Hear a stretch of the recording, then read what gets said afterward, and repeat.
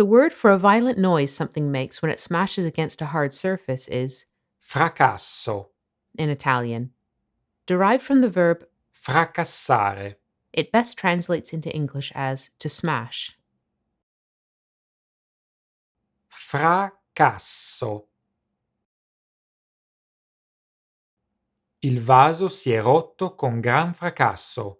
The vase broke with a loud smash. More generally, fracasso can refer to a loud noise or racket of any kind. I bambini stanno facendo troppo fracasso nel cortile.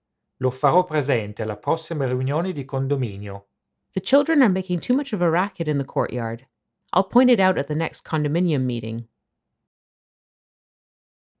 Figuratively, this includes the public expression of protest or outrage in response to a scandal or sensational event.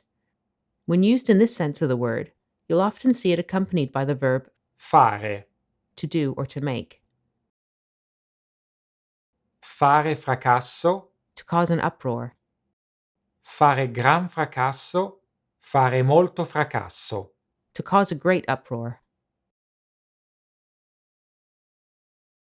La notizia del suo arresto ha fatto molto fracasso.